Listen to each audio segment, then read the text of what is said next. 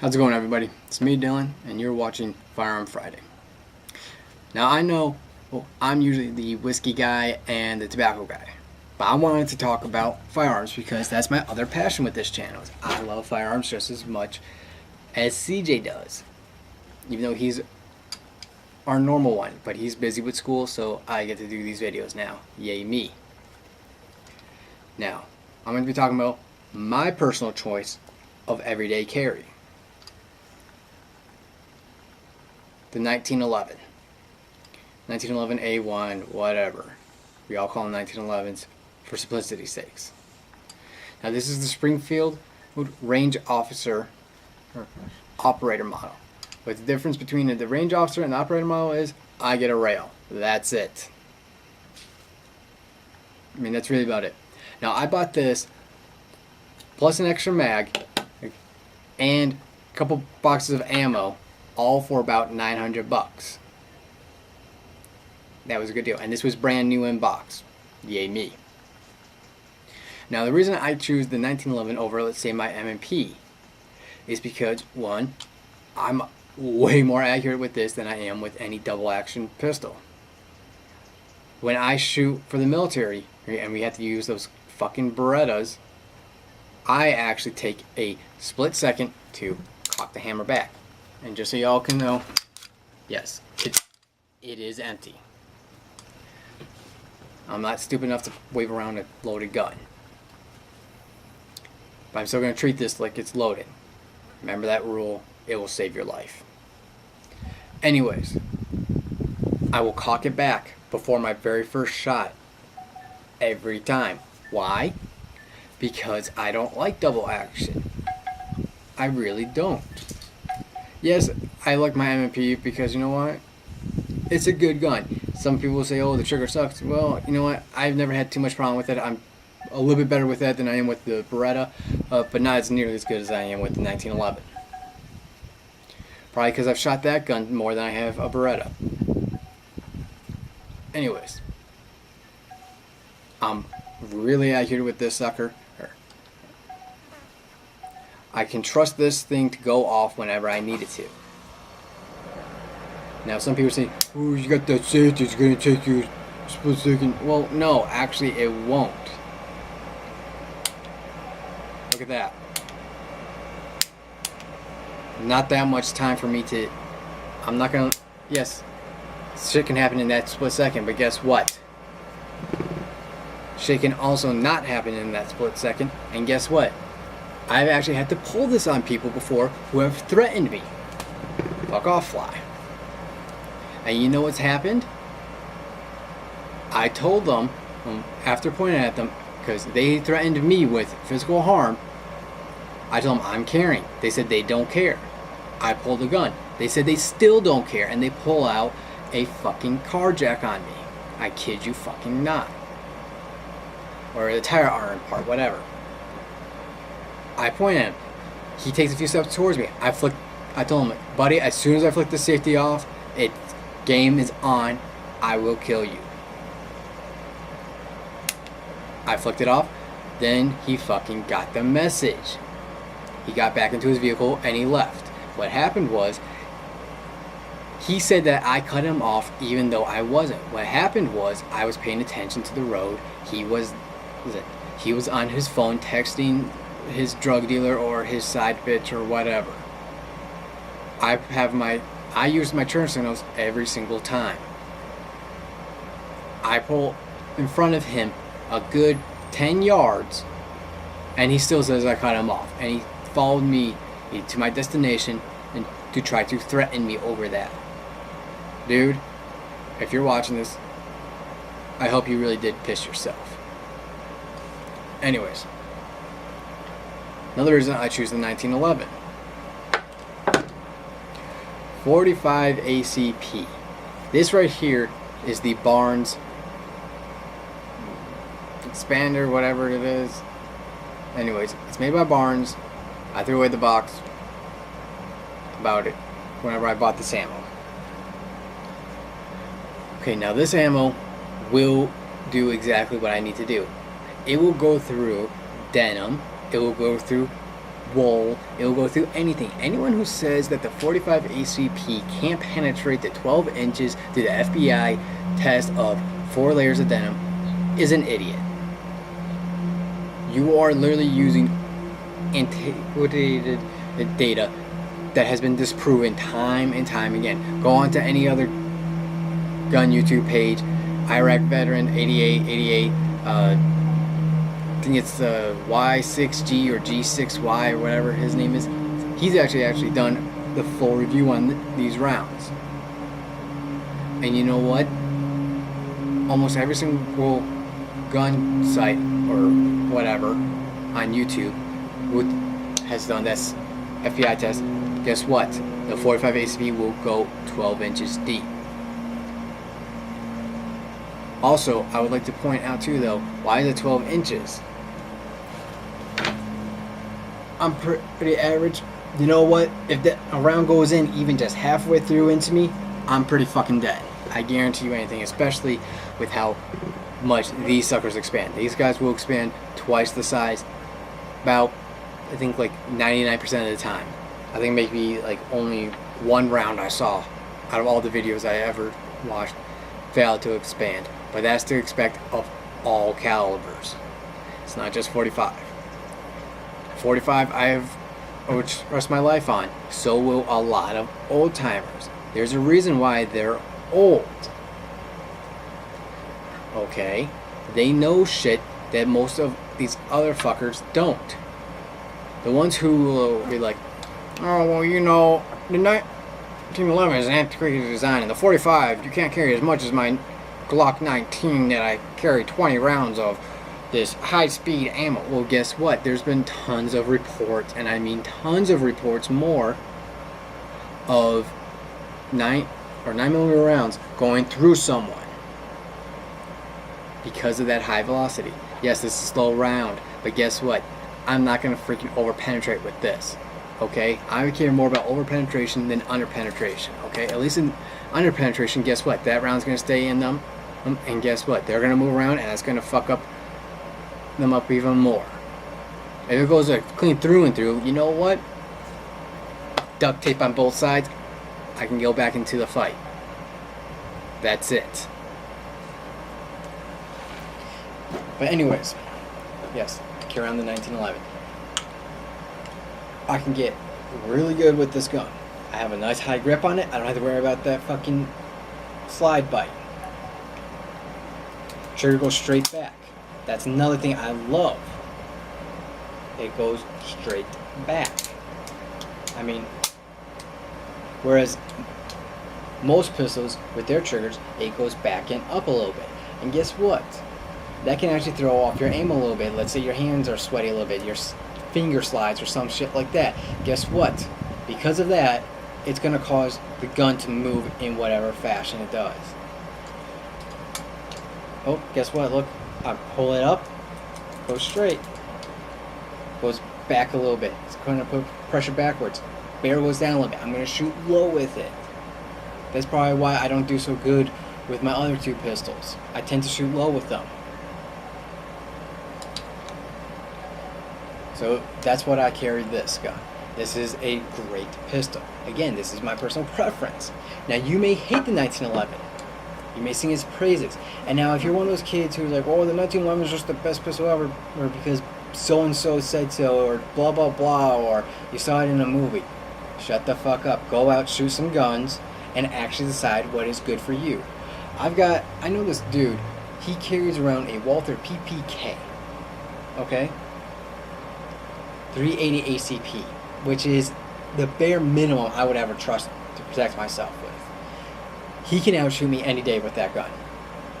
Hands down, that dude beats me out of the water any day with that thing. He gets perfect groupings with it out to 25 yards. It's kind of scary, actually. I'm pretty sure he's the devil or something. It's pretty fucking awesome, too. Now, however, when he shoots my 1911 or his 1911, I beat him all the time. Every single time I've beaten him. But once we go gun for gun, he will beat me hands down. He gets the better group. Again, that's just to prove points that not one gun.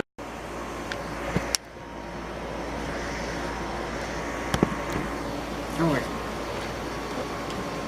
Now that's just to prove that one gun isn't the best gun out of them all. Now, yes, the Glock can survive, you know, being thrown in mud, it can be frozen in a solid block of ice, and blah, blah, blah. That's real cool. That's real good for it, too. I mean, end of the world, yeah, I'm pretty sure I could probably find a Glock that will still work. Can't really say that about 1911s because I'm pretty sure it'll get damp and it'll get rusted. However, you know, crazy shit has happened. Now, going on to my holster. This is from Tier 1 Concealment. With this, I carry my gun and one extra mag. Okay? I used to carry 2 mags with me, but I'll be honest, I didn't like it because it would be on my side here and get into my rib cages, and it would hurt actually. It really fucking would. And it was uncomfortable. With this,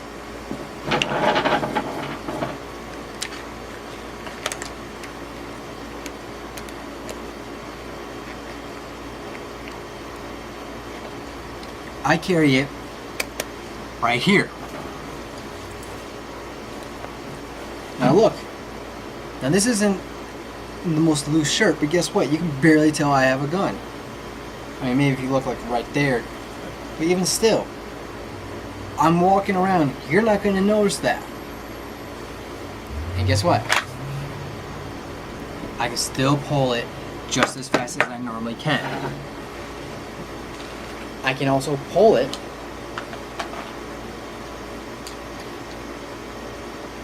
while I'm sitting.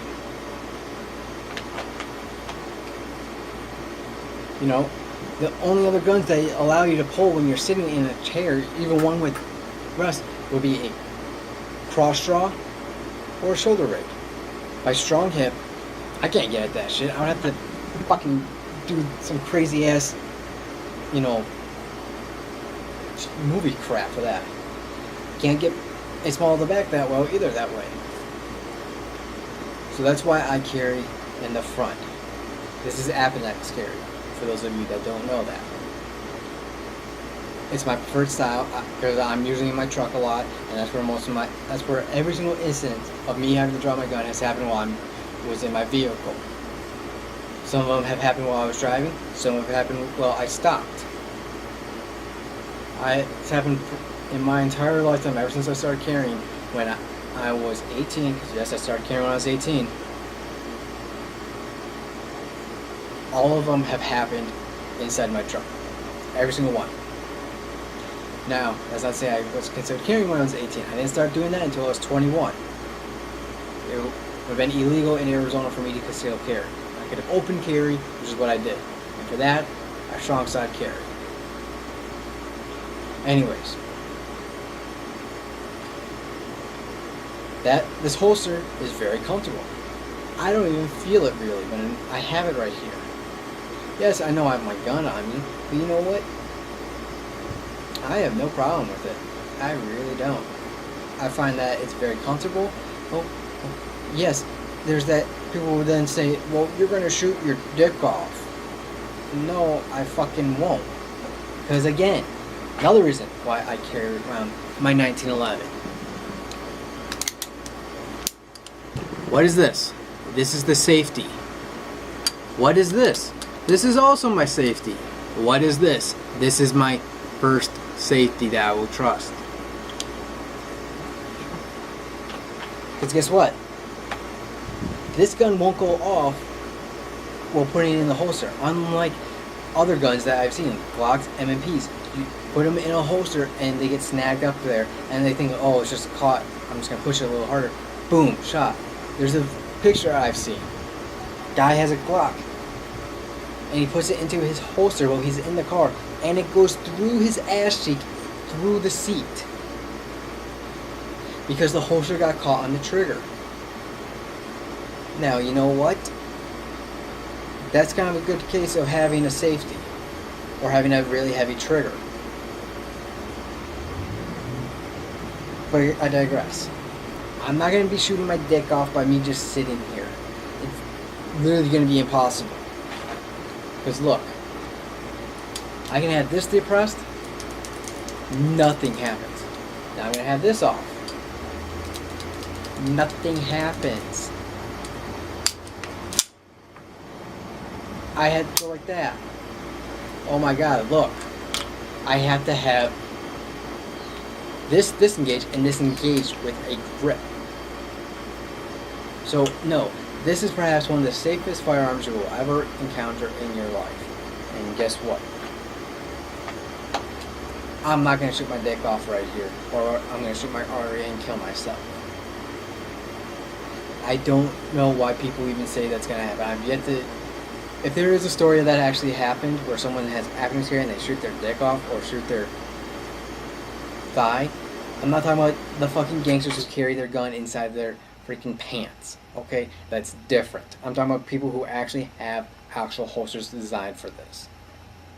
If there's a story of that, please send that to me in the comments below. Anyways,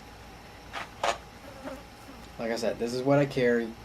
I would trust my life with this any day of the week. And I will say this, shot placement trumps whatever else there is. If you can hit someone 100 yards away with a 9mm, by fucking all means, you better carry a 9mm. You can shoot a guy with a 45 at the same distance, then you know what? You've got options. Like I said, I'm more accurate with the 45 than I am with my 9mm or 40 or any other caliber. Hands down, that's just how I am. So therefore, I carry the 45. It's a good gun. It's a good caliber. It's what I'm good with. Now you may be able to beat me with your Glock. Cool. Well, guess what? I'll still carry this. It's not going to change my mind. It's what I carry. Now, if I were to go into a situation where I only have a pistol only, like I have to, like the John Wick style, then yeah, I'm going to probably choose something with a little bit more capacity. Or I'm going to take my M&P. I can carry 1540 Smith & Wessons in that, plus one in the chamber. That gives me 16. Plus I have 2 extended mags for it, which each are 17, giving me 50 rounds of 40 Smith & Wesson. You know what that does for me? A lot. But that's me going John Wick style. Then again, I would probably take this too. You never know. Now, I'm never going to get in John Wick style because, well, that's a fucking movie. This is real life. I'm probably going to have to deal with some asshole on the road like I have in the past. And you know what? If he pulls a gun, I pull a gun, well, then guess what? I'm still comfortable in what I carry. That's all it comes down to. Whatever you're good with, whatever you're comfortable with, and what you can trust. And also, if you notice, that's why I had this too. Yes, I got 2 different mags here. This is the one that came with it. This is one that I bought. This is a Kimber. Now here's the thing though. Out of these 2, the Kimber feeds a lot more reliably and it ejects a lot more reliably than this standard one. Okay? I mean, yeah, they're pretty much the exact same, except for this one's shiny. Ooh, this one's not. This one would be shot by the cops. This one wouldn't. Yeah, it's a pretty bad joke, I know. I don't... Just so you all know, I'm not trying to be offensive. I'm just trying to be a smart-ass, funny motherfucker here, okay? Anyways. This one feeds a lot more reliably. Now, that's not to say this one doesn't feed reliably at all. It's just when it comes to then me extracting them, this one will come out a lot smoother and a lot faster than this one. This one will still come out, but this one just does it a little bit better. That's all it is. And I'm probably going to be buying more of these too, unless I can find better mags somewhere else, like the Wilsons. I've yet to try that. Maybe those will work even better than my Kimber. Here. So all in all, that's my choice of carry is the 1911 Appenex Carry Tier 1 concealment holsters. Those holsters are going to cost you a pretty penny, but guess what? They're worth every cent. Anyways, I'm Dylan. You've been watching Firearm Friday. Have a nice day.